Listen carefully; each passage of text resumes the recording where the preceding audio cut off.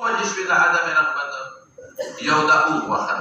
عرب رغبت نه کوي موږ یې نه کوو اوس چې څوک خرابه غوښه یې بېکاره خلک وایي یو زوړ وخت دی دویم څه چې دی چې غوښه ټپه ده دوه شو یا موږ ټپ دی دریم څه دی علا سطح سمن څلورم څه دی لاره سخته ده خطر ورته ګران دي که چېرته لاره نرمه وي نو ممکن ده څوک تلې ورپسې چې د مړه هر څه چې دي څه خو به پرې غاښونه خو به څه ناسه ګرم کړو یره که غوښه سربه وي نو بیا به هم سړی ورپسې تللی نو دا مولانا صاحب غوښه هم سربه نه ده ټپه ده دا وجوهات ذکر شو د دې مطلب څه دی د دې مطلب دا چې زما خاوند ډېر مطلبونه دي زما خاوند بې فایدې دی فایده پکې نشته لکه د اوښ غوښه څوک رغبت نه کوي زما نه دی خوښه دا خبره ده زما نه دی خوښه ولې مې نه دی خوښه فایده پکې نشته د غوښه هغه د اوښ غوښه شابه صحیح چې ټپه یعنی هېڅ فایده پکې نشته بې فایدې دی دا معنا دویمه څه خبره ده بدخویه دی بدخویه په دې دی چې که هېڅ فایده پکې نه وه معمولي غوندې لږه فایده پکې وه نو ما به وایي دا خیر دی مړه معمولي فایده دا خو به حاصله کړو که نه لیکن خویه خراب دی وررسېدل ګران دي لاره ورته سخته ده د دې خاوند نه فایده اخېستل لاره سره سخته ده خویه خراب او که چېرته ده کې فایده وه نو ما به دا سخت خوی برداشت کړی وې خو غوښه سربه نه ده فایده پکې نشته نه پوه په خبره نو د دې د خبرې خلاصه څه شوه چې خو زما خاوند بې فایدې دی څه خاص فایده پکې نشته د فایدې ډېرې معنې دي بیا د فایدې دا معنا ده چې ما له الف شو روپاله جامه د فایدې دا معنا ده چې زوړ وخت دی دا د کار نه دی ډنګر دی ډنګر تاسو پوهېږئ په خبره دا ډېرې خبرې دي که دویم څه چې دی بدخویه دی د ما به وایي چې زه خو څه معمولي غوندې راسره ګپ شپ لګوي دا هم ډېره ده معمولي شی دله درکوي دا هم ډېره ده چې د هسې سره لږې خبرې کوي دا هم ډېره ده ځکه بل څه پیدا نه کړي نو چپ چوپ به پکې وکړو دا هم ډېره ده نو سړی بدخویه دی هغې ته هم څوک نه پرېږدي خوی هم خراب دی که فایده پکې ډېره وه ما به دا ښه خوی برداشت کړی غر ته به ختلی وم خو فایده هم پکې نشته خو غر ته تلل هم د ده نه فایده اخېستل هم ګران دي د غر نه شی راوړل فایده اخېستل غر ته ختلو کې خطرات دي د ده نږدې کېدو کې خطرات دي یا دې وایي یا دې ګل دي یا دې ډبوي نقصان درته در رسوي نو څو خبرې وکړئ یو زما خاوند بې فایدې دی ډېره لږه فایده ده پکې ډېره پکې نشته معمولي دویم څه شی دی د بد اخلاقه دی خلاصه مې څه کړم اصول د فایدې شته هم پکې نه دا دې ډېر ګران دی او چې ورځم بد اخلاقه کې هر څه راغله او بې فایدې کې هم هر څه راغله یعنی داسې په دوه ټکو کې د خاوند پرتوب دا ټک په کول ور واچوي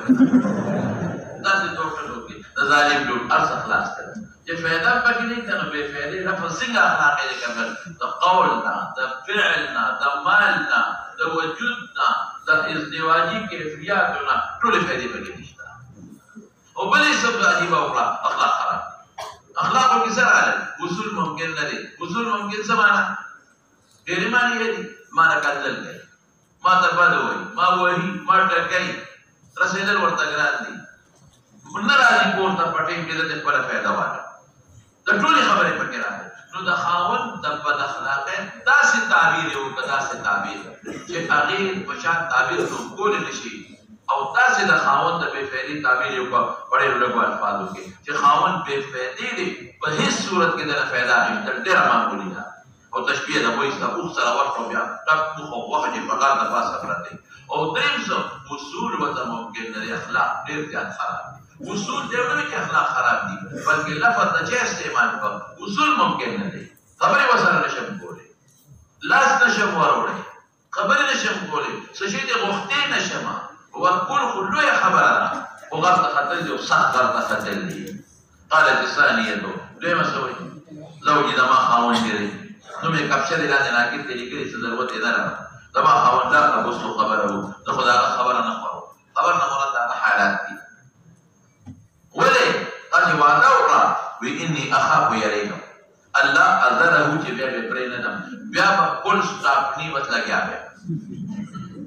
الله اذره الله اترک ذکره لګیا بیا ان اذكره کله خپل خاوند ذکر کم اذكر عجره و بجره عجر عیوب ظاهری ته حجر عيوب ظاهري وتوي او بوجر عيوب باطني وتوي تو شروع مې په وکړه نو ظاهري عيوب په کې دومره دي چې باغې کې ودرېدل نشته بس لګیا دي او باطني عيوب په کې دومره دي چې باغې کې ودرېدل نشته یعنی څه دما خاوند د ظاهري باطني عيوب مجسمه ده نور څه نشم ویلې وي نور بسوي نیا نور بسوي نیا نور بسوي ظاهري عيوب څه ته وي شکل خراب ظاهري عيب څه ته ویل کېږي شکل خراب بس شکل دی ولې یوازې شکل خبره نه ده رنګ هم خراب دی شکل هم خراب دی قد و قامت هم خراب دی ظاهري عيوب نسواره مچې خپله بینم دی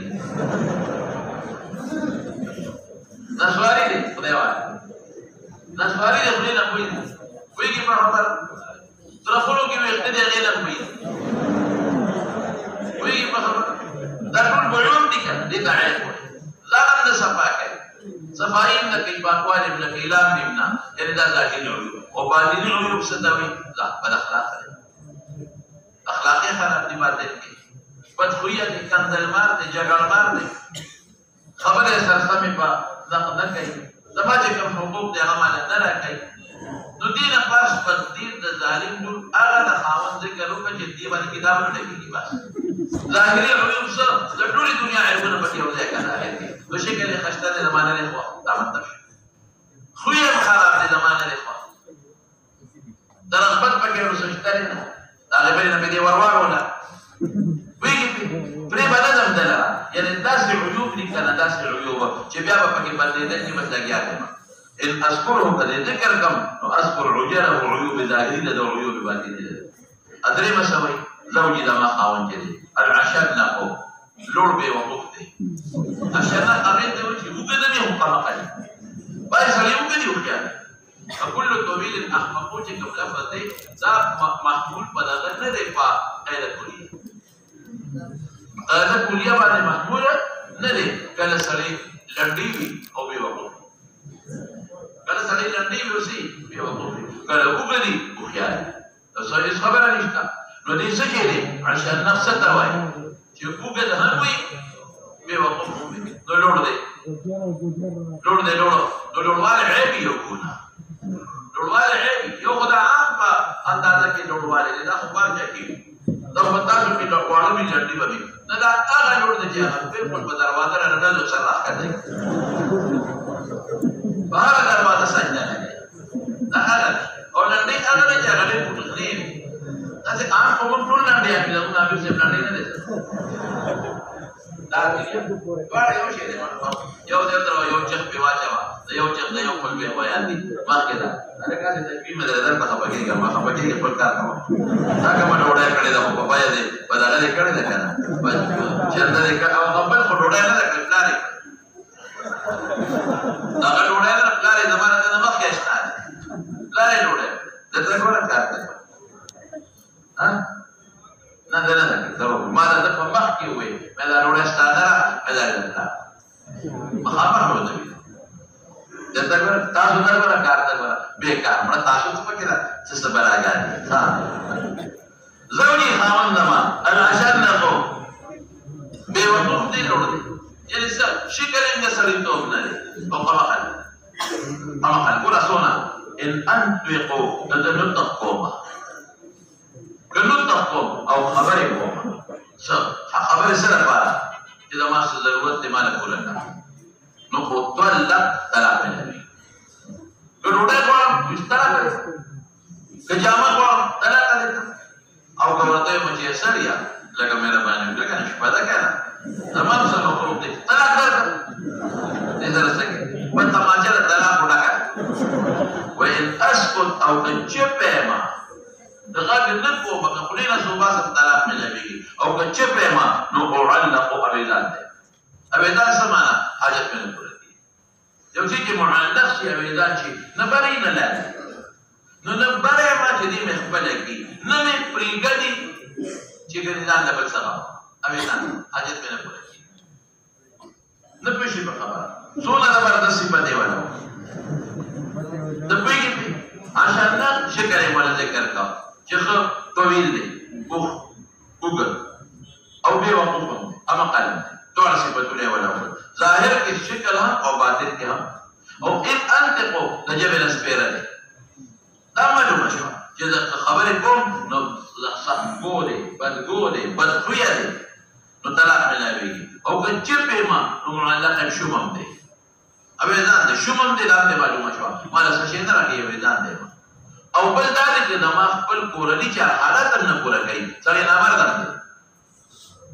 نامرده دی ولې زه معلق یم اویدان دی نه مې ښځه کوي نه مې پرېږدي څلورمه څه وایي زما خاوند کلی الاتهامه ده دې ورته صفت کوي د خپل خاوند څه وایي د مکې د شپې په شان دی ده ډېر شپه اتهامه مکې ته د مکې شپه ډېره مزېدارې ورځ یې ګرمه وي د مکې سوري یخ دی ته به د حرم نه ځې سمه ګرمي وایي او چې سوري ته شې نو په ایسي ته به رجعت دی سوري ډېر یخ دی ښکلې یخ او شپې ډېره زیاته مزېداره ده د شپې چې بهر پروت دی ستا پکې ته به جت دی شپې ډېره اعلی ده نه ډېره ګرمه ده او نه ډېره یخه ده معتدله هره زمانه کې نو انما په شان د شپې د مکې دی لا حر لا هو حر نه ګرم دی ولا قر نه یخ دی څه معنا ډېر ښه خوی ګرم دا معنا چې غوسې کوي عموما د غوسناک سړي نه تعبیر په چا کېږي بهر ګرم او قر یخ ته وایي دا صرف نه دی چې زه څه کوم ګنې هر څه به کوم بېغیرت هم نه دی غوسه هم ورکوي بعض انسان ډېر ګرم وي لکه هغه مخکې انسان چې زه خبرې کوم طلاق مې کوي داسې ګرم نه دی سخت مزاجه نه دی جذباتي نه دی په لږه خبره جنګ جګړه نه کوي ولا قر یخ هم نه دی بعض انسان یخي یخ پېژنې اوس هم ورته وایي سوړ دی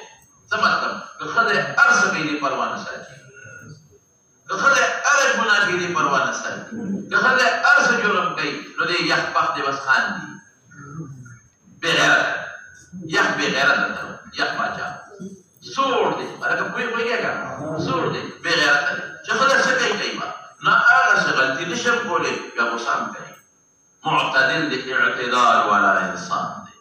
نه پوره ګرم نه یخ څه معنا ده لکه اعتدال په خوی یې ډېر مزېدار دی صفت یې ویلو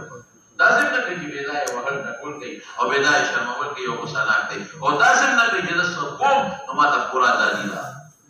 نه په غلطو خفه کېږي په ګناه خفه کېږي یعنې دیندار هم دی او اخلاق یې ښه دواړه معنې یې وکړي جذبات دي څه دی او ډېر یخ هم نه دی ولا مخافته یره هم ځینې نشته لا مخافته منه یرېږم دی نه ولې بېځایه وهل نه کوي ټکول نه کوي بدخویه نه دی خویه ښه دی ولا سخامته ستومانه پرې نه ولا سخامته علیه ستومانتیا پرې نشته زما ډېر خوښ دی دې نه څه معلومېږي یره دې نشته د دې نه یېرېږم ولې نه یېرېږم د دې نه دا معلومه شوه چې زما خوی مو سره ښه دی ولې هلته کې و چې یخ نه دی لږه نه غوسه هم کوي خو زه دې بیا هم نه یېرېږم په دې کې څه مطلب دې نه اشاره دی زما د سخاوت خوی هم ښه دی شریعت کې هم ښه دی معتدل دی زما او د هغې د ژوند هم ډېر مزېدار او ښایسته دی هغه مخکې خو ژوند ښه نه و زما د هغه ژوند دی زه پرې ستومانه نه یم زه پرې ښه خوشحاله یم د خپل خاوند یعنې زما او د خاوند ژوند یو بل سره ښه تېرېږي زه او خاوند یو بل سره خوشحاله یم زه ستومانه نه یم زه ترې نه یېرېږم اگر چې ګرم دی ولې زما خو یم ښه دی ورسره دا او بېځایه غوسې نه کوي ښه صفت یې وله و بله الفاظ وکړي پنځمه څه وایي زوجي زما خاوند ان دخلت چې کور ته داخل شي فهیده نو پړام شي وان خرجا او چې بار وځي اسیده زمري شي دې دې بار کړو اسیده یې اسدو زمري جوړېدل فهیده پړام د پړام په د زمري څه فرق دی ځان کې کوی کله باندې زمري مستقیدي هغه هر وخت بیدار زمري هغه هر وخت حمله کوي هغه نه خلک ګېرېږي او فهد هم غوسه کې ښکار ښه کوي خو خوب ډېر کوي د فهد صفت دا عجیب دي ډېر زیات خوبې دي د فهد په تاریخ تاسو وګورئ د حیواناتو په تاریخ کې نو فهد خوب ډېر زیات انتهایي خوب کوي خوبې دي او زمري ویښي د شپې هم ښکار کوي د ورځې هم ښکار کوي نو زما خاوند اندخلا چې بار ولي خو اسیده زمري شي بیا خو د ټول خلک ګېرېږي بیا بیداري او بیا ویښي او چې کور ته داخل شي نو فهیده بیا وړانګي غوسناک دی مضبوط دی طاقتمند دی لکه بار زمری دی په ټوله شپه ودي د کافر بچی دی پرې خوشبه پرې نه وکړه هسې برید غټ غټ پرېښي هسې بریدونه نور دوه پیسو نه وایي په اصل بریدونه خو نوره د دوه پیسو برید دی په دغه نه دی غوړه کړی ابھی جگر مړي دی ولا خبره کوله بیا سړی کیونو کو بار ملاړ نو برید په بدا کې وغل کار وکړ هغه برید دی وړو او چا وته وی چې څه وکړه دا برید خوري او وړي اصل وړي ګډان خو ګډان واګي خو نو هر کوم چې واقعي دی وکور ګډان خوري او میاس کې مې څه چل کاو میاس کې مې سرمن باندې ور پورې پکې دا وړي مړي نو په سرمن په برید راځه سرمن باندې په برید راځه کوم دا چې به نو چې کله مجلس ته ان کته خو او دا برید وړي اولې وړي ګډان او دا واګي خو ملمان خو یو ځل مجلس کې نه سوچای تاسو کو وینم پر برید ډېر وړي هغه ماشوم په څیر کول نه رامنډه کړی ای بابا وې چې ته پاکم سرمن برید وړه تاسو تاسو ولا وې چې خبره اډو تاسو ولا ما کېدا نو تاسو دغه شیا بارس مریه چې ما سبق کې کېنه نو خان دې خبرې کوي کب شپ لګوي باډو کو یو بلوله باډو یو بلوله او نور د دوه پیسو نه دا چې څو خبرې سره کوي او دا بل طالبان چې داډو کې ولي دا دغه شیا وې چې خبره کوي دا کور فهدات دا خوارات اړو کې باندې مجبورې د خدي یا خدشتنی نه خوار ولګي دې برابر یا خدشتنی نه او یا خدشتان ټول شپه خوبونه کوي د پښه راکا څنګه نشتا لاستیکا دا کور کې درنه فهدات دی فهدات تاسو بار سمري دي تاسو باډو کو کور برید لاندې دي بیا دا بریتان با اخر یو په سر روجه کوم بریتان دی دا ټول د گیډل په سرمن باندې برید وړي دلته ډوګي ماډوګي ونی چې ګنې مون خو تکړه یو ای جبالیان ما ته معلوم دی کور کې درته گیډل راځي ما کېدا زوجي دما خاون ان دخلت کور ته داخل شي په دې نو پلان شي پلان څه وسنا خوده اخلاقی حالت کل فائدہ رسم معلومیگی کور کے در نسلی مسانات دے کہ معمولی وردی دیکھے گی چکا بانے لگے معمولی دی وحی دے مسانات تکے خوری دے یعنی خوی حرام فائدہ او بل خوبی دے دولش پودی او چه بارو دے اسیدت باری شی بیا یعنی باری خوی خراب دے زمانی خودلم کئی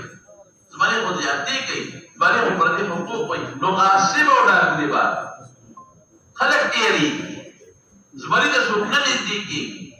نو باری خوی خراب لے سوکتا نزدیکی کے بعد غاسب دے ڈاکو دے ظالم دے عبور کے در نام ظلم کئی لفحت پشان دے خوب کئی پیدا پکی نشتا ولا یسألو عما عاہدا او دے تپوستا کہ اگر سے جماعت کور کسی وسیعت کری جدا کارو کدا کمانی کری تپوستا کہ تپوس واقع سوکا چی بیداری سمجھتا جدا کور سکوم نکوما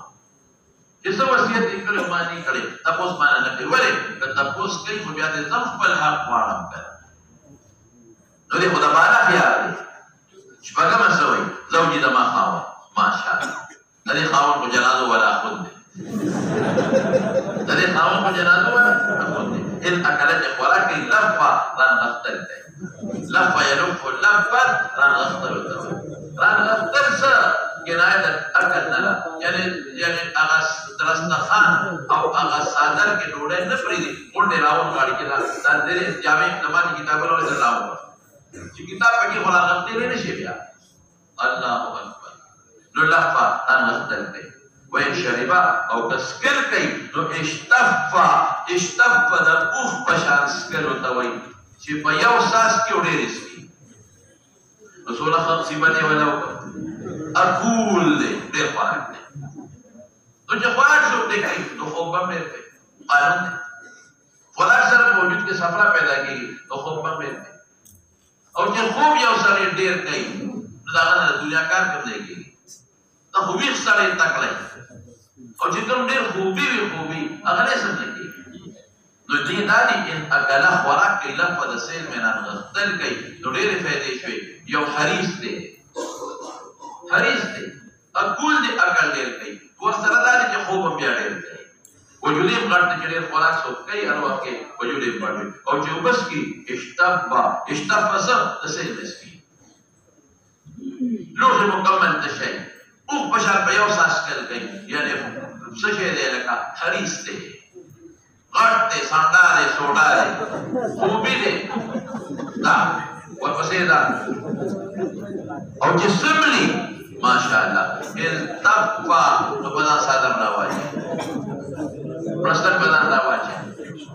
ولا يوجد كفا او ورغب نه داخلي زما بستر تا ليعلم البس چې زما حال معلوم کې د خاقه د مساحه مګر لکه خوري استاجه کې سملی التفا ولا منسوقي صدر راواجه لفيف لفا بدن صدر راواجه سملی بس تسبیح در نالی مفاد پرستن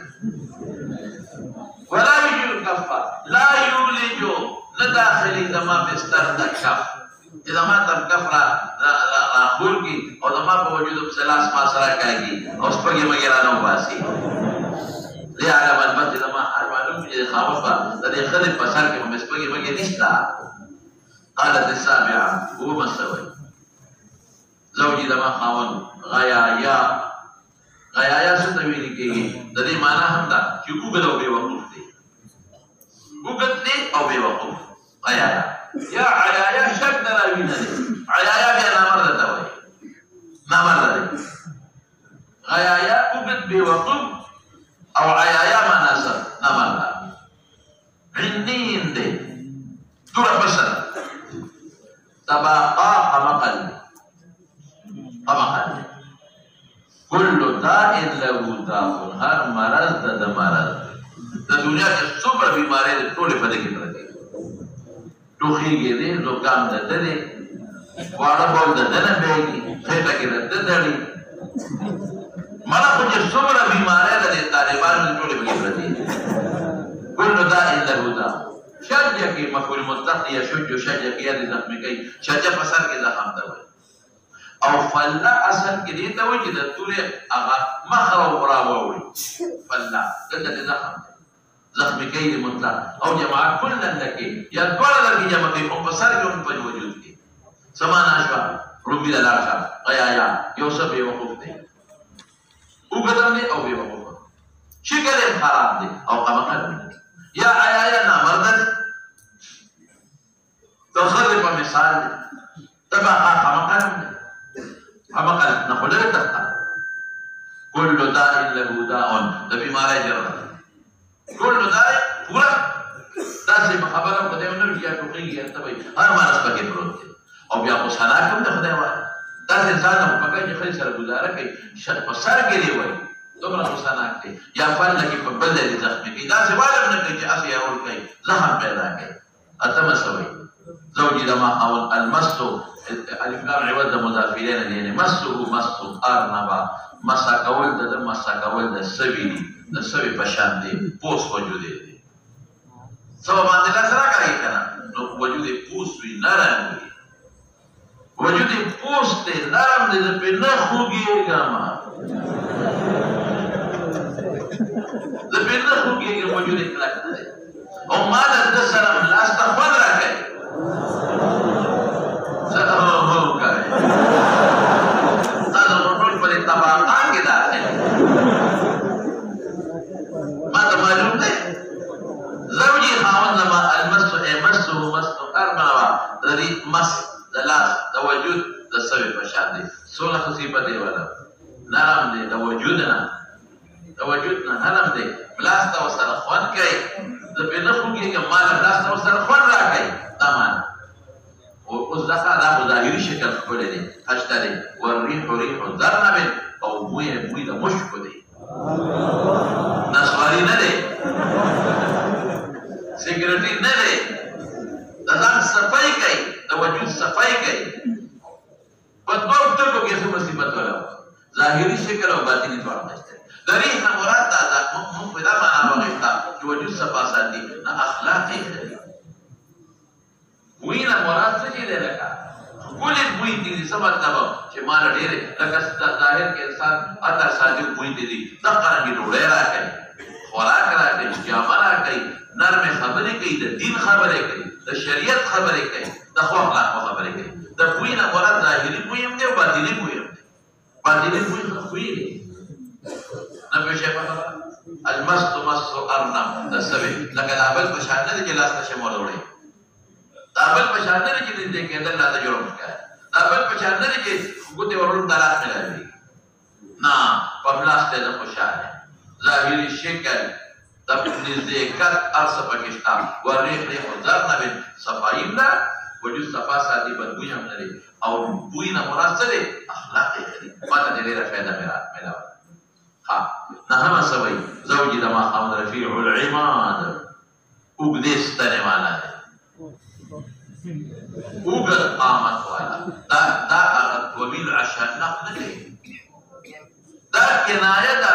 څه نه ده د بهترین قامت نه ده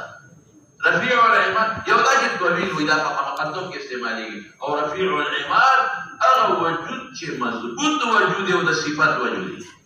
هغه کې صفت کوي لوړ دن خو کوم لوړ دن هغه مخکې عشنق نه هغه مخکې هغه لوړ نه هغه غیایا والا بلکې کوم یو دی ښه تعبیر یې وکړو اوږدې ستنې والا دی دا کومې کوټې ستن چې اوږده یا کوټه د لرې دی نه ښکاري کوټه مضبوطه وي لرې دی نه ښکاري د ماښام د لرې دی نه ښکاري مشهور دی په خلکو کې دی کې رفیع العماد کې ډېرو خبرو ته اشارت دی وجود نه هم ښه دی وجود نم تکړه دی قد قامت نم ښه دی کلو داع له داع نه داع نه دی او د لرې دی نه ښکاري تکړه دی لرې دی نه ښکاري خلک یې صفت کې د قوم مشر دی طویل النجال او د تورې تېږې اوږد دی د تورې تېږې کله اوږد دی وایه چې توره اوږد دی توره کله اوږد دی چې سړی اوږد دی خو لیکن دا د خراب طول صفت نه کوي عرب دو قسمه چې هغه ډېر بېکاره اوږد دی او بدنما وي هغې دپاره مخکې الفاظ استعمال کړو دا د هغه بهترین صفات دي د بلاغت او فصاحت صفات دي عظیم الرماد ډېر ایرو والا دی ایرې کله ډېرې چې اور ډېر بلې اور کله ډېر بلې چې خوراکونه سخي دي څومره بهترین صفتونه والا وکړل رفیع العماد کې قد و قامت یې ښه دی شمېره رفیع العماد د قوم سردار رفیع العماد په قوم کې مشهور دی طویل النجات څه معنا قد و قامت یې اعلی دی طویل النجات هر وخت یې توره په غاړه بهادر دی عظیم الرماد سخي دی او یوازې سخي نه مال یې شته لا قریب البیت من النار ګورې مجلس ته نږدې د نار مجلس ته مجلس ته د چا کور نږدې وي چې سخي وي مشورې والی چې کوم د مجلس هغه د خپل کور خوا کې دا مجلس جوړ کړي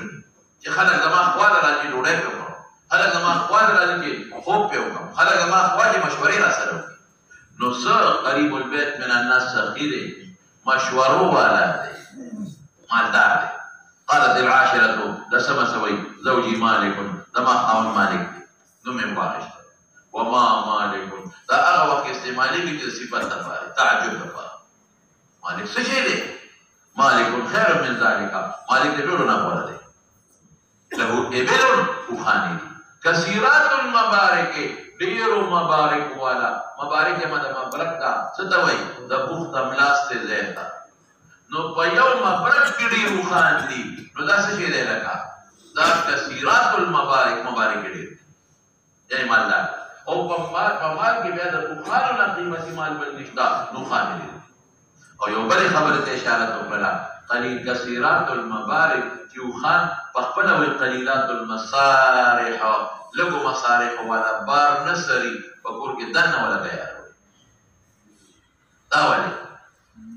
چې کوم سړی مالداري دا هغه سړی بار نه سرېږي هغه کور کې راوړي او ګران ډېر ساتي او فایده پکې دی چې کله ورته ضرورت راشي نو حلاله وي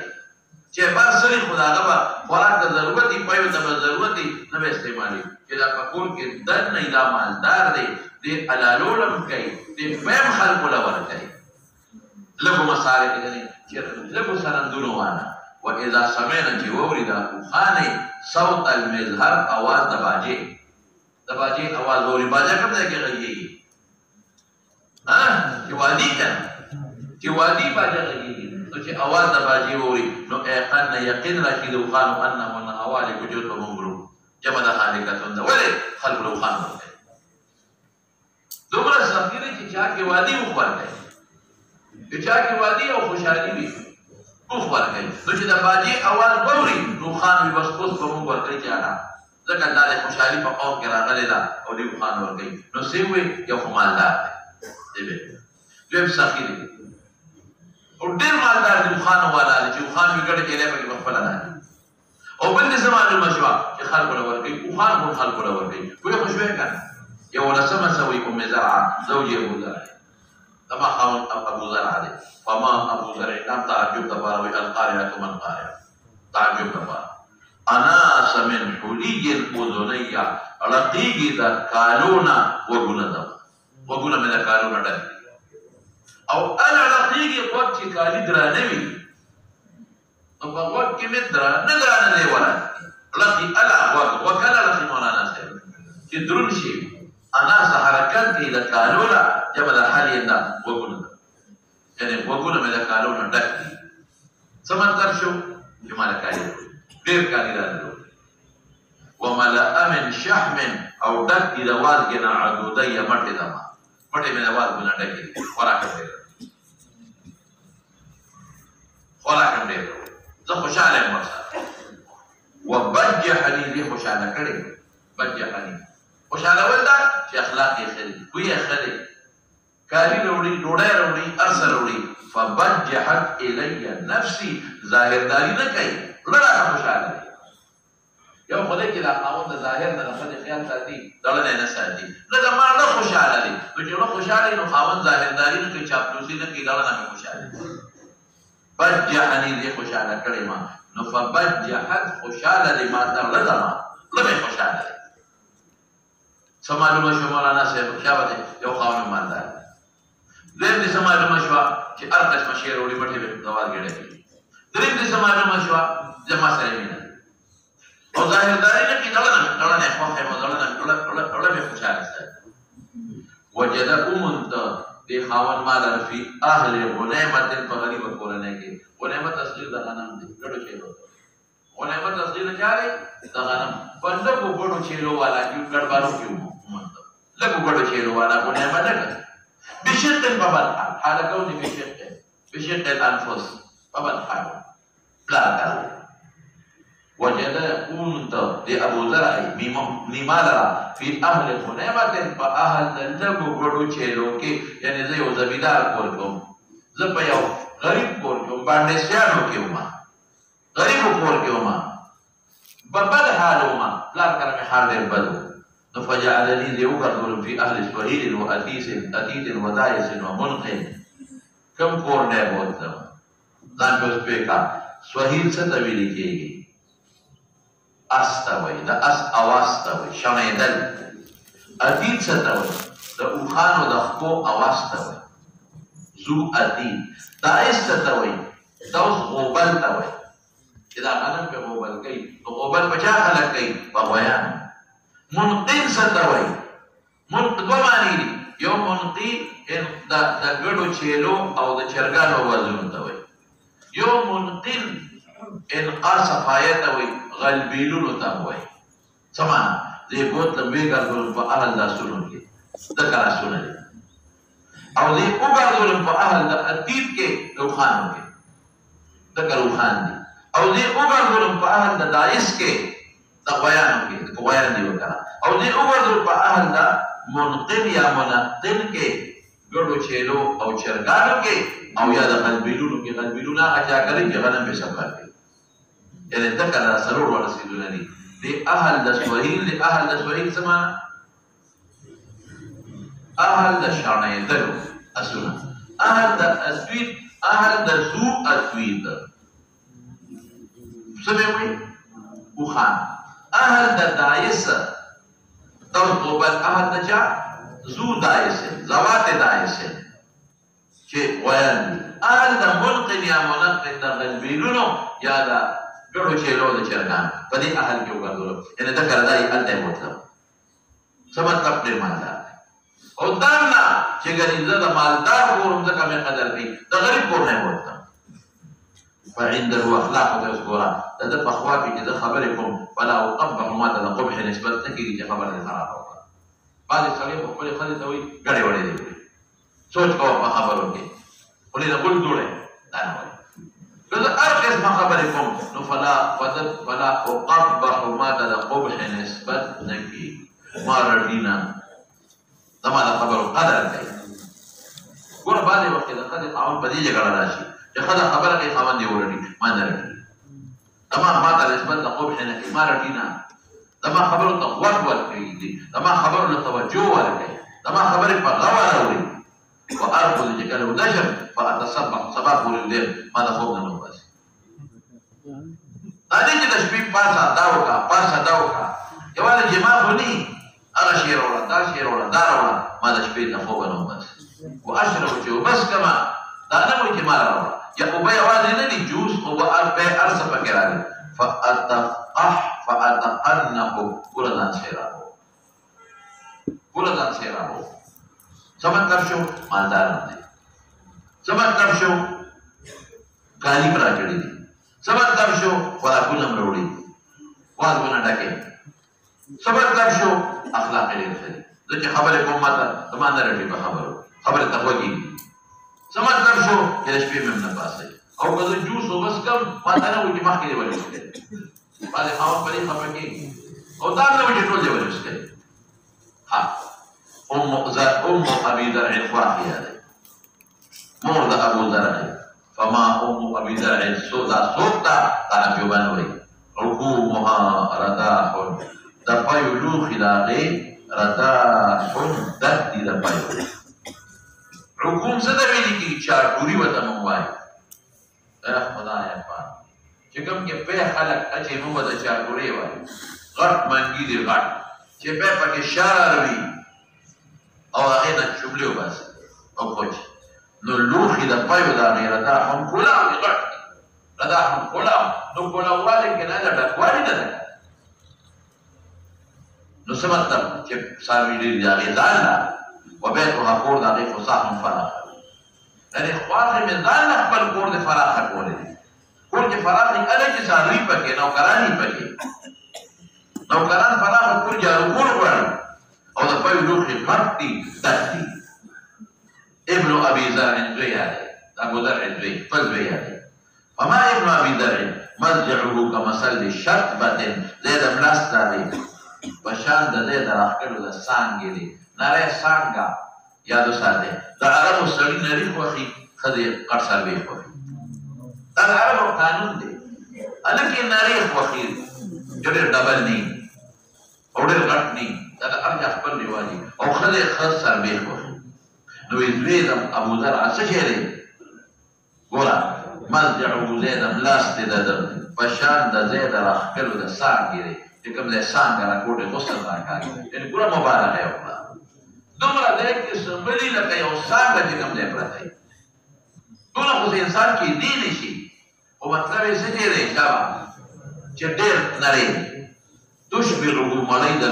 ذراع الجفرة یو لیچه د چیلې د بچي د چیلې د بچي په لیچه مړۍ وجود نری بنت ابي زرع لور د ابو زرع خپل لور یادوي فما بنت ابي زرع صفته کوي توغ بها هي توغ بها تابعدار د پلار توغ په معنا د متوع له مصدر ده کنه زیتا یا متوع د پلار تابعدار لور خراب لور هغه چې د پلار خبره نه مانی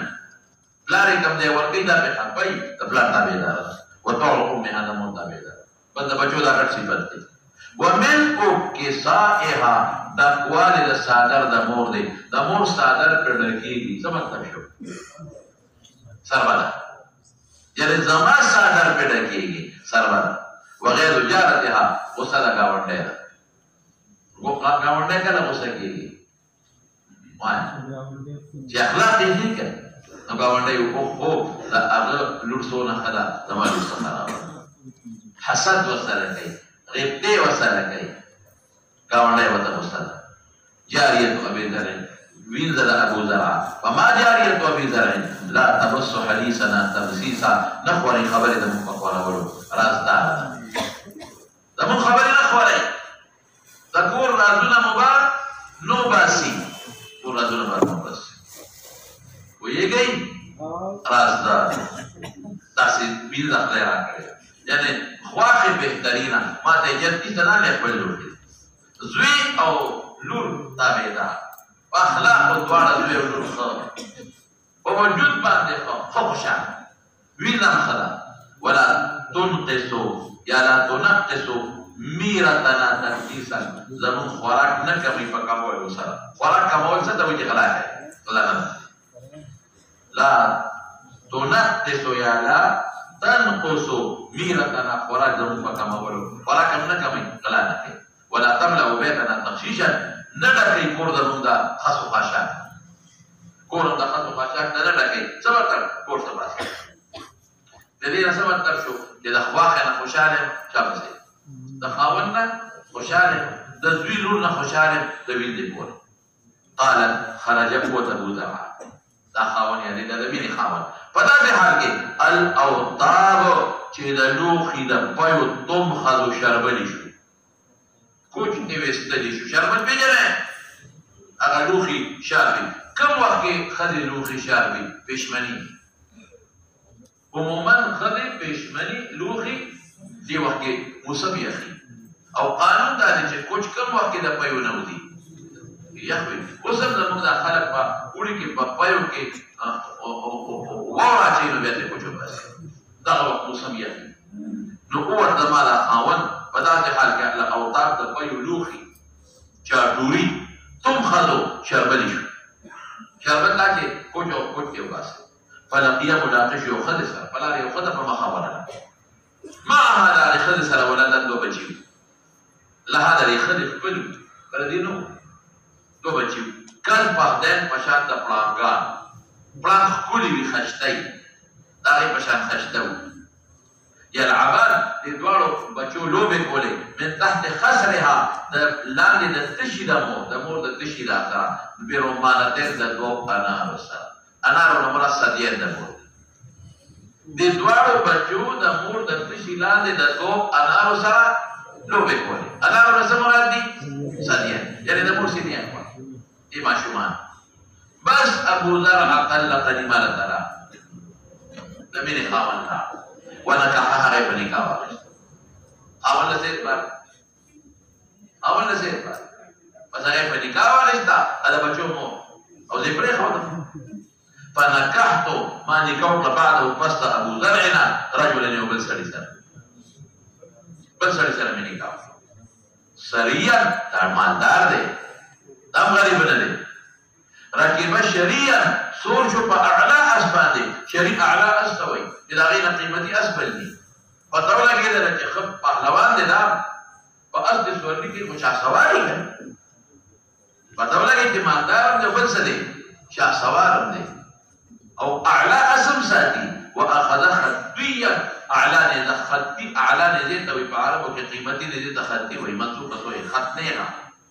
نه دی ورنشته واراح علي روان د زوال نه پس ته وایي راوړلی کړ په ما باندې نعما سریا ډېر نعمتونه یې راوړل یا لکه پوهېږې ډېر نعمتونه یې راوړل لا څه معنا دا خاوند مې تکړه هم دی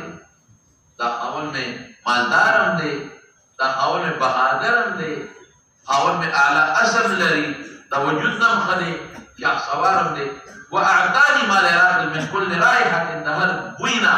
یو زوج دوه بوی نه مراد نوعه ده هر نوع نه دوه سیدونه د دنیا کې څومره نعمتونه دي د هر یو نه رایحه نوعه واخلو زوجا جوړه او سوی وقال كلي ام زرع يا ام زرع الخرى وميري ولا خپل لا مره انا کدیخه شو کار اخلي سر دیخه ځکه هغې خو دې خوشحاله کړو خو مور پلار نه خو نه که نه خو دې څه وایي وړه مور او پلار نه مړه نو قالت ام زرع وایي ولو جمعتو که د جمع کم هر څه اعطاني وي چې دا دوی خاوند راکوي ما بلغ اصغر آلیة ابي زرع دا ابو زرع نه کوټې لوټې ته ونه رسېږي ولې هغه کې اخلاص او مینه ډېره ما خو دې ډېر راکوي خو هغه دم ډېره زیات دی کور نه وړه خو ځکه جمع کم هر څه اعطاني چې دا دوی مې ډېر راکوي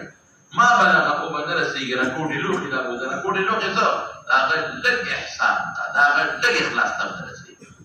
قالت عائشة رسول الله مبارك فرمائي قال رسول الله صلى الله عليه وسلم كنت لك كأبي زرع لأمي زرع غير أني لا أطلقك. دا وسنشتا استاذ بارداسين لك أبو زرع لأمي زرع غير أني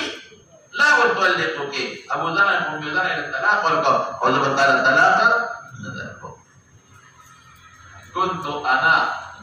كنت لك كأبي زرع لأم زرع غير أني لا أطلقك. قالت عائشة صديقة وتسوي قالت بأبي أنت وأمي يا رسول الله أنت خير لي من أبي زرع. بأبي أنت وأمي يا رسول الله أنت خير لي من أبي زرع. أبو زرع سجد كدو تاخد هذا مال بير جات بهتر يا أبو زرع أبو كدولي وأنا أريد أن نبمان شو کوئی نہیں خبر خلیر لیدر بمان شو اتش کدو تو ہمارا ډیر بہتر ہے. اور رسول اللہ مبارک فرمائیں کنا خیرکم لأهله وانا خیرکم لأهلی. مولانا دینا سا معلومہ شوا دینا دا معلومہ شوا کہ خاون دا خدسر خجد دیرو حسن معاشرت دا خبر دي معلومه شو ذوق بس يا مولانا. وبه قال حدثنا عبد الله بن محمد قال حدثنا هشام قال اخبرنا عمر بن الزهري عن عائشه رضي الله عنها قال كان الحبش ينابون بحرابهم فسلم نو به بوله بحربهم کلو د جمعات هغه حصہ کې چې کوم غیر مختصر الصلاه ده نو ما ته پردو د نبی رسول الله ګوره دا د ماده پردی وا او ما نظر کو اغویتا ما ته ویل عائشه ګوره نو بل روایت کې راځي د حضور پاک په دیوګه مې نه خاو دی او په چاو دی کې مې قتل باقي ته مې قتل فما زلت انظر حتى كنت انا انصرف چې تر څو زنوم ګرځېدلې نو هغه پر پیغمبر مبارک ما ته ولاړ وای دې ته مینا وای نو سوي فقدوا اندازو لګوي اندازه د هغه جنې حدیثه تسجل عمري تسمع الله ولا عبد الله اخوخي نو زبا الله وقال عمره څومره پورې به ولاړ اندازو لګوي چې داسې جنې چې لوبې اخوخي او نو عمره نو لګا ولاړې کړې نو دومره سات ما ته پیغمبر ولاړ ما ته دا نه دی ویلې چې لوصا لاړ شه دا به راته وي به مړ شوې کنه مېنا بیا به وي مړ شوې پرې کتو کنه مېنا وي زما مقصد پکې نو چې د ګورم چې پیغمبر مبارک څومره ماته ودرېږي نو دې ډېرې خبرې معلومېږي یو د رسول الله اصل کې عمر یې کم وکړ نو حضور پاک به اختیار مثال او غیر اختیاري هم لرو نو یو خود حسن معاشرت هم دې معلوم شو او بل دا معلومه شو که خدا سړو ته ګوري او نیت عیب جني جواب شته او عامیوان نفس دې تیر شوی دی هغه محمول په ورا باندې یا دې دا خو د پردې نه پسوا ورپسې شه باب موعظة الرجل ابنته لحال زوجها. نو ته نصیحت کوي د حال د زوجه نن سبا خو چې لوټ پلار ته وایي چې بابا ما سره خاوند دا جرګې کېنه پلار ته ډوډۍ ډېره نو کور ورته روان نه لور ته نصیحت وکړه چې د پلار خدمت کوه د خاوند خدمت کوه د خاوند خیال ساته بس بچي اوس دی هغه کور دی نه دی دا د خوشحاله کور دی ورپسې شه. وبه قال حدثنا ابن اليمان قال اخبرنا شعيب بن الزهري قال اخبرني عبيد الله بن عبد الله بن ابي الثور عن عبد الله بن عباس رضي الله عنهما قال لما زل حديثا على ان سال عمر بن الخطاب عن المرأتين من ازواج النبي صلى الله عليه وسلم اللتين قال الله تعالى ان تتوبا الى الله فقد صغت قلوبكما حتى حج وحججت معه وعدل وعدلت معه بدعوه فتبرد ثم جاء فسكبت على يديه منها فتوضا فقلت له يا امير المؤمنين من المرأتان من ازواج النبي صلى الله عليه وسلم اللتان قال الله تعالى إن تتوبا إلى الله فقد صغت قلوبكما قال وعلمت لك يا ابن عباس هما عائشة وحفصة ثم استقبل عمر الحديث يسوقه قال كنت أنا جاء وجاء عمر خبرتا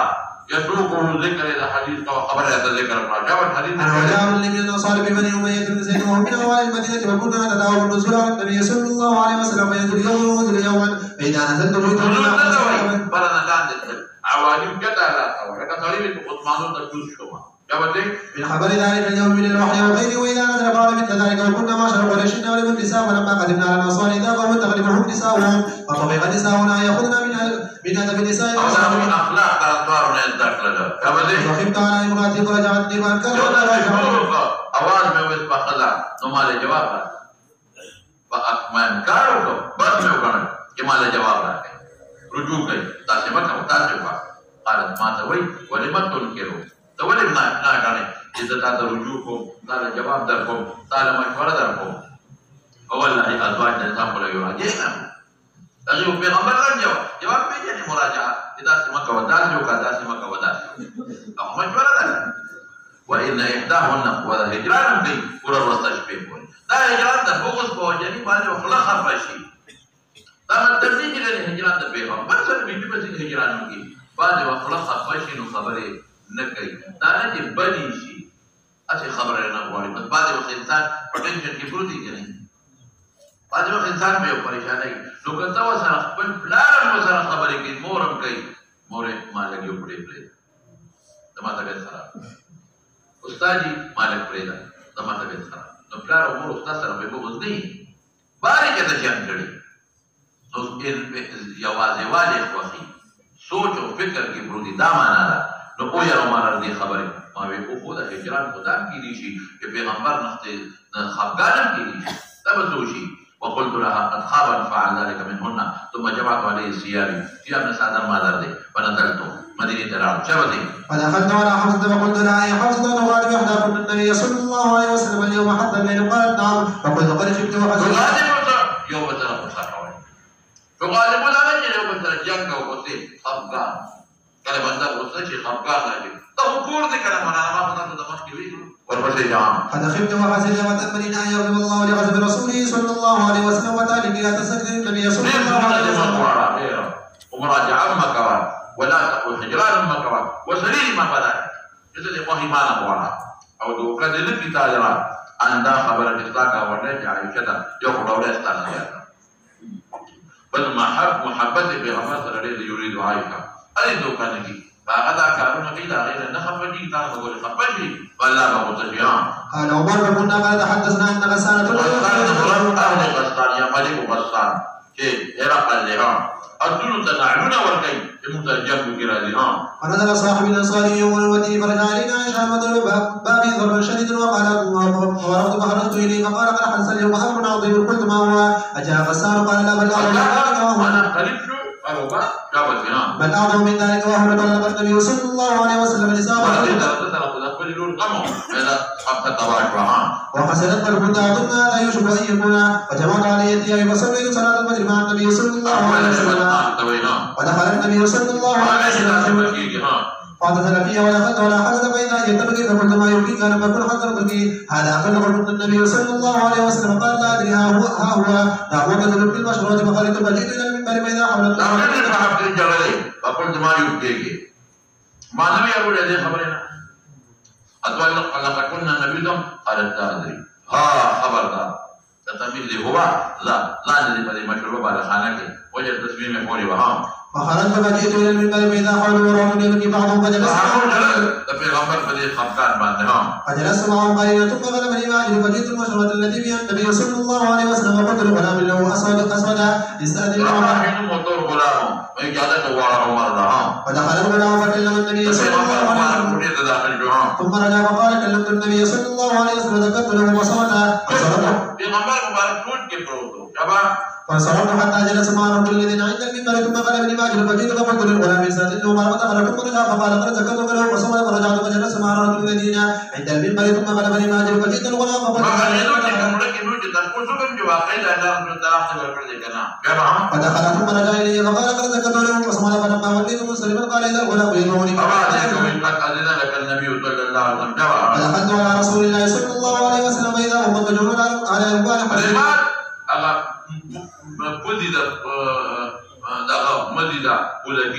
ليس بينه وبينه فراش قال سر بال بجنبه متكئا على وسالة من ادب الخشوان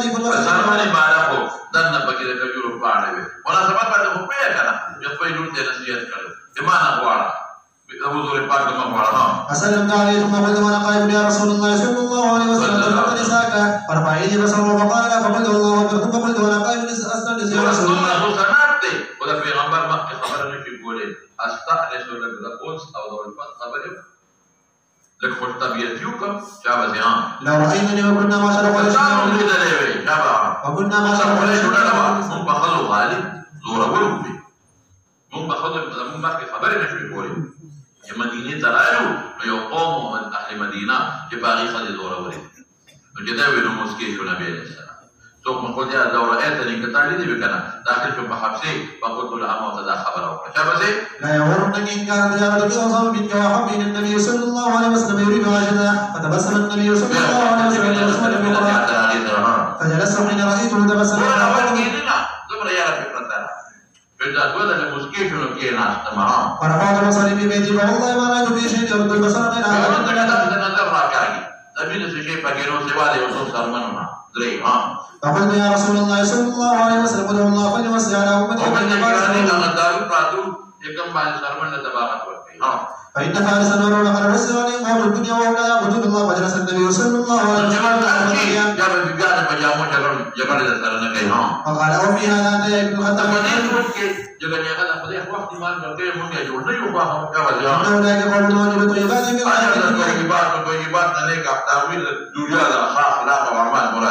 فقلت يا رسول الله صلى الله عليه وسلم استغفر لي واعتذر النبي صلى الله عليه وسلم لذلك الحديث حين أرشده إلى عائشة اگر څه چې بس کار وشو بریلي سره بیا دغه نه کوي جما نه کوي کار مو جوړ کړو بیا به زینب سره وخت نه تېروي وایي شاید تا خوړلي دي که شاید دې که نه روزیا وهم 29 وكان قال كان بداخل عليه نشر من شدة موجودته عليه رحمه الله فلما بلغ 29 دخل على عائشة رضي الله عنها تبتغي مرضات ازواجك يا دي كده فقالت له عائشة يا رسول الله صلى الله عليه وسلم إذا كنت قد أقسمت أن لا تدخل علي شهر فإنما أصبحت من 29 ليلة أعدها عدا فقال شهر 29 فكان ذلك شهر 29 ليلة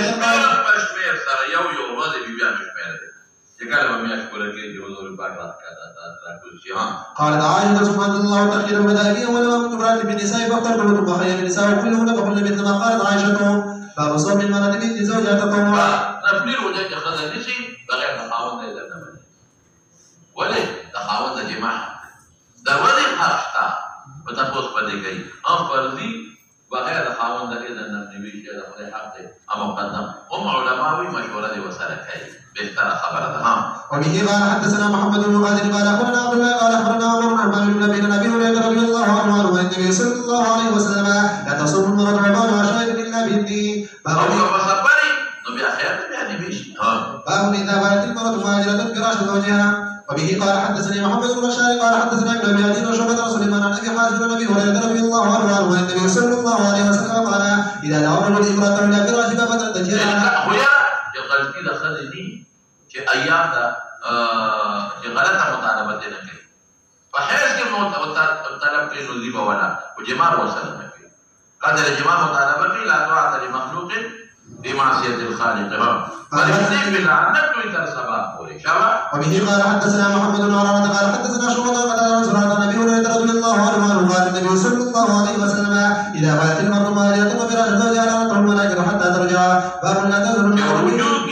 آون توبه وباسد الله په دربار کې باب لا تزر المرأة بيد زوجها الا باذنه بالکل دا هغه زمانه سره تعلق وو چې د حجاب نه مخکې او د خپلوان په یو بل کړه د مخ او د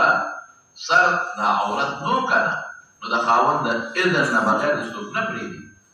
اگر چې دخول جایز دی ورپسې شامل وبه قال حدثنا ابن ايمان قال اخبرنا شعيب قال حدثنا ابو سنان عن ابي هريره رضي الله عنه ان رسول الله صلى الله عليه وسلم قال لا يحل للمرأة ان تصوم وزوجها شاهد الا باذنه ولا تذهب ببيته الا باذنه وان فقط من نفقه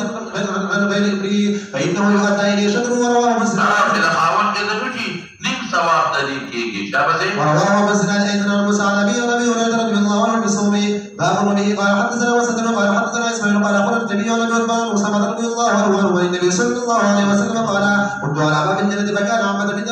دخلها المساكين واصحاب الجنة محبوسون غير ان اصحاب النار قد امر بهم الى النار وكنت على باب النار فاذا عامة من دخلها عامة من دخلها النساء وليه من بدا يوجد في الدنيا شكرا للزيادة شابه باب كفران العشير وهو زوجه والخليط من المعاشرة تخاورنا شكرا يقول زوجته وما تقول خليط المعاشرات تمام مزدي بعدين كده ابو سعيد الخدري الذي يقامون وحديث الشعري اولادهم شيء اما كم ده حديثه بينما انا نائم اريد الجنة اريد النار فاذا اكثر اهلها النساء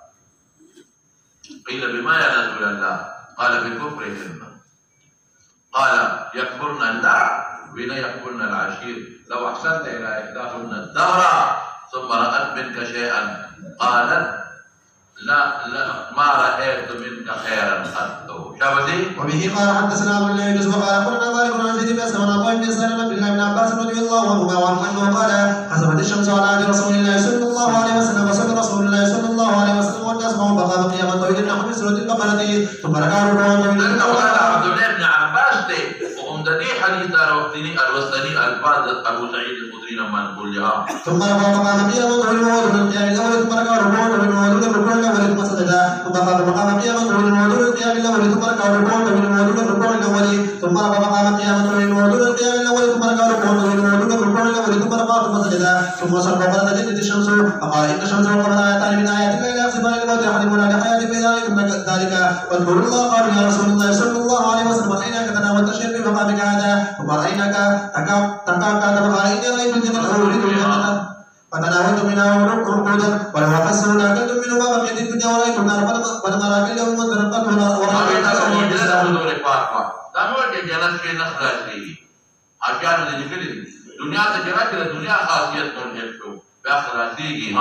قال لما يا رسول الله صلى الله عليه وسلم قال من اريد قيل يكون بالله قال يكون العشر ويكون الاحسان ولو احسنت الى احداهن الدرة مرت منك شيء قال ما رايتك منك خيرا قط. وبه قال حدثنا عثمان بن عيد قال حدثنا عمر بن رجل عمران رضي الله عنه عن النبي صلى الله عليه وسلم قال ان طلعت في الجنه فرأيت الدراني الفقراء وطلعت في النار فرأيت الدراني النساء تابعه ايوب وسلم بن سرير. باب لزوجك عليك حق. قال ابو جحيفه رضي الله عنه عن النبي صلى الله عليه وسلم. وبه قال حدثنا محمد بن مقاتل قال اخبرنا عبد الله قال اخبرنا وزهير قال حدثني احمد بن كثير قال حدثني ابو سلمه بن لزوجك جواز الثانى دخل دربان حقوق الدعاء وقال الامام البخاري وامام. قال حدثني عبد الله بن عبد الله رضي الله عنه قال رسول الله صلى الله عليه وسلم يا عبد الله الم اخبر انك تصوم النار وتقوم الليل قلت بلى يا رسول الله صلى الله عليه وسلم قال فلا تفعل صم وافطر وقم ولم بين جسدك عليك حقا وان لروحك عليك حقا وان لزوجك عليك حقا. باب المرأة راعية في بيت زوجها. وبه قال حدثنا عبد الله قال اخبرنا عبد الله قال اخبرنا مسعود قد عنا بن ابن عمر رضي الله عنهما عن النبي صلى الله عليه وسلم قال كلكم راع وكلكم مسؤول عن رعيته والامير راع والرجل راع عن اهل بيته والمرأة راعية على بيت زوجه وولده وكلكم راع وكلكم مسؤول عن رعيته. باب قول الله تعالى الرجال قوامون على النساء بما فضل قوامون على النساء قوام قيام بامورهن. نمطر اختيار ثاني جامع الدروري لا وتتقي دين وتتقي شريعة وتتقي مشرتي أغنى والبصير عام إلى قوله إن الله كان عليا كبيرا. فضل الله بعد الدليل أخذ فضيلة ورقده أخوة الله ورقده شابه. وبه قال حدثنا خالد بن مهدي قال حدثنا سليمان قال حدثني حميد بن انس رضي الله عنه قال قال رسول الله صلى الله عليه وسلم بالنساء شهرا وقال في مشروبة له فنزل الى 29 فقيل يا رسول الله صلى الله عليه وسلم انك عليت على شهر قال ان شهر 29 باب حجرة النبي صلى الله عليه وسلم النساء في دار بيوته. الإمام البخاري قال تريدون نشوفك تعالوا جهاد الفقيه يودان هذه في حديث قال لا تهجر الا في البيت قد ترك الوان العاشر هجران فكم ذلك ورد والذي تخافون نشوزهن بدين ذات بيجي كويس هجران فأخوة دي وكان نشي كويس ناشيزة خدا ناشيزة معنا ما كده رشي بدا بكتاب التفسير في تخامل لجوابنا وقت جاء يا فاسد نفعلوهن لا النسيات أنا جبروا بيد القوة بيلك لا النسيات كبر النسيات كانوا نشي بياسة كده وحجروهن في المساجد ولكن دوا رواية دي يوضع حديث في غمر دي لا تهجر إلا في البيت कोटा कट मदीने भी लगे पर कोटा के दर न कर रवाना कुछ की नजर रादाशी हो खदा खराज खामन नजर और जो कोटा ने बदल रखा ये उजरी का देला तो भी आप शैतान पके नूरे बस बसे थे लेकिन दर तबल हदीस न मालूम है कि हुजूर पाक के पैगंबर कोटा बदल करे बला खदलो इमाम बुखारी सवई व हजरत नलिखाद في غير بيوتهن دلیل ترجیح ورکړي تاسو پیږئ په خبره إذا قوتان بدلولش ويذكر عن معاوية بن حيدان أو حديث مرفوع كله في غير ألا تهجر الإلفاء في البيت أغير سماع جميلي في هجران بدك مكان قوتا كبك قوتا بنا بدأ والأول الصح ديو إلى هجران فغير البيت كي قوتا بدلك إذا هو سندر مضبوط ترجيح ورقا كم يوجد ترجيح ورقا حضور پاک لیکن مونږ یې تطبیق کوو مونږ وایو که د دیني امر د وجې نه وه نو بیا فی غیر بهتر که د دنیوي کوم امر د وجې نه وه یا معمولي خبره وه نو بیا په کور کې ځان نه په کوټه کې ورکې خو یاد وساته دا نقطه که چېرته کوټه دې بدله کړه نو بیا به جرګې نه کوې بیا پیغمبر مبارک چې خپله ټیم پوره شوې په خپله راټول شوی دی نه پوهېږې شیطان وسوسې دي که نو بیا به د شیطاني وسوسو ته توجه نه ورکوي چې که محموده دې ویلې ده میاشت یا هفته نو بیا به په خپله راځي یا په خپله جوړه کوي د حدیث اتباع به کوي ورپسې انشاءالله وبه قال حدثنا ابو عاصم بن جرير قال حدثني محمد بن مقاتل قال اخبرنا عبد الله قال اخبرنا ابن جرير قال اخبرني يحيى بن عبد الله بن سيفين ان عكرمة بن عبد الرحمن بن الحارث اخبره ان ام سلمة رضي الله عنها اخبرته ان النبي صلى الله عليه وسلم حلف لا يدخل على بعض اهل الشرق دا بعضې خبره کې د راوي غلطي ده ښه دا بعضې نو دا ټول خو دا بعضې ولې وایي دا مسله دې دوو بیبیانو جوړه کړې وه چې عایشه او حفصه وه نو ځکه یې دا بعض ذکر ورپسې شهادت فلما مضى 29 یو يوما قسم خوړلی دی یو میاشت ده خو دا مسله چا جوړه کړې وه نو زجر یې باقي ټولو ډول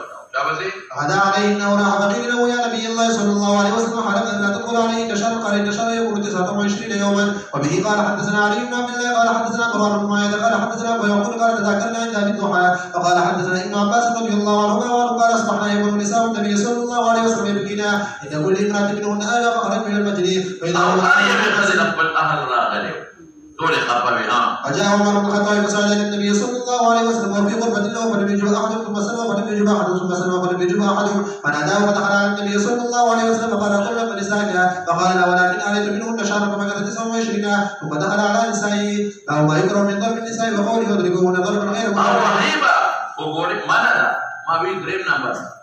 حاشدة بلنا وغير مبرح صفوا منكه مبرح شديد الأذى توريها وبه قال حدثنا الزينة بيننا به إذا ضربتم فاجتنبوا الوجه حديث كراتي إذا ضربتم فاجتنبوا الوجه ومخمنا به سبيع خرق ومخول من فقهاء بحكم ذا وجهك هر موضع الزينة رأس موضع الزينة خدا به ځان کې سپوږ تسبیح شي تورایي کالی پکې چې ګمندې خاشته سره مارای موضوع الزینت ته سینه موضوع الزینت ته کاریګان په اچي جامه خاشته کوي ګوتمه دلته چې دا ګوتې رسوله دا ټول موضوع الزینت ته خدای خپل ساتي نکړي دي پورې کوي لاندې خپې په نکړي باندې سره کوي موضوع الزینت او پازې ورته چي نو چې کوم د زینت ځای نه دي باغې وهل ممنوع دي منع دي نو په دې بلا کې څه ډم ورکې ګډې نه وندي ورپسې جواب وبه قال حدثنا محمد بن يوسف قال حدثنا سفيان عن هشام عن ابي عبد الله بن سمعه رضي الله عنه عن النبي صلى الله عليه وسلم لا يجلس ندي وهي استاذ خذ بلا فجان وهلو د بريق والغمل شي خذ قلت غمل ثم يجامعها في اخر اليوم بیا د وتاجت یا خیر وخت او ترجمه نو چې وروسته د وتاجت او جما مسله کې نو ولې او چې بیا وسله جما کې بیا به په ور د ټینګ شي بیا وسوي ها د چینګي خپلې ته ده څنګه له خپل چینګي نه وایي سار دیوالم او اوس ته خپل راته چینګ کړي ده څنګه خپل کاپه کړي ده خپل دیوال کړي ده تیزانه ورپسې دا باب لا تطيع المرأة زوجها في معصيته لیکن ورس امام بخاری سنو کې الرجال قوامون دا خاوند تابعداري وکړي او په ګناه کې باندې کې لا طاعت لمخلوق في معصية کله واسط مطالبه نه کوي یا جما په حیض او نفاس مطالبه نه کوي بالکل باندې یا بس یا د منظر په وخت کې نه مطالبه کوي نه بکې یا بس یا وبه قال حدثنا حلال بن يحيى قال حدثنا ابراهيم بن الحسن وابن مسلم عن صفيه عن عائشه رضي الله عنها ان امراه من الانصار زوجت ابنها فتباعد شعر راسها فجاءت الى النبي صلى الله عليه وسلم